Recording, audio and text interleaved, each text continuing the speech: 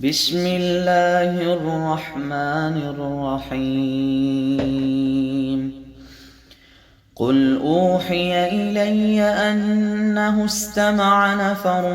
من الجن فقالوا إنا سمعنا قرآنا عجبا يهدي إلى الرشد فآمنا به ولن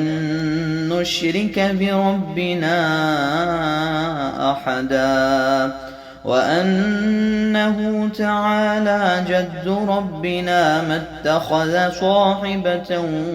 ولا ولدا وأنه كان يقول سفيهنا على الله شططا وأنا ظننا أن لن تقول الإنس والجن على الله كذبا وأنه كان رجال من الإنس يعوذون برجال من الجن فزادوهم رهقا وأنهم ظنوا كما ظننتم أن لن يبعث الله أحدا وأنا لمسنا السماء فوجدناها ملئت حرسا شديدا وشهبا وأنا كنا نقعد منها مقائد للسمع فمن يستمع الآن يجد له شهابا رصدا وأنا لا ندري أشر أريد بمن في الأرض أم أراد بهم ربهم رشدا وأنا منا الصالحون ومنا دون ذلك كنا طرائق قددا وأنا ظننا أن لن نعجز الله في الأرض ولن نعجزه هربا وأنا لما سمعنا الهدى آمنا به فمن يؤمن بربه فلا يخاف بخسا ولا رهقا وأنا منا المسلمون ومنا القاسطون فمن أسلم فأولئك تحروا رشدا وأما القاسطون فكانوا لجهنم حطبا وأن لو استقاموا على الطريقة لأسقيناهم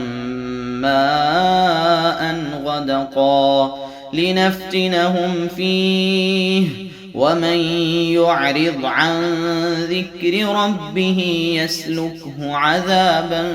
صعدا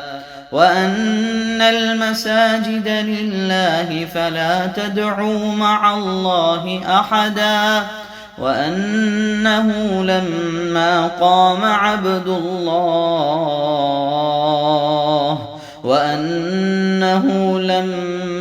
قام عبد الله يدعوه كادوا يكونون عليه لبدا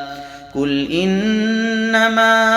أدعو ربي ولا أشرك به أحدا قل إني لا أملك لكم ضرا ولا رشدا قل إني لن يجيرني من الله أحد ولن أجد من دونه ملتحدا إلا بلاغا من الله ورسالاته ومن يعص الله ورسوله فإن له نار جهنم خالدين فيها أبدا حتى إذا رأوا ما يوعدون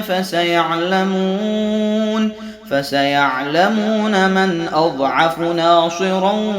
وأقل عددا. قل إن أدري أقريب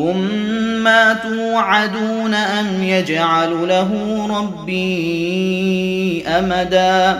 عالم الغيب فلا يظهر على غيبه أحدا إلا من ارتضى من رسول فإنه يسلك من بين يديه ومن خلفه رصدا ليعلم أن قد أبلغوا رسالات ربهم وأحاط بما لديهم وأحصى كل شيء عددا.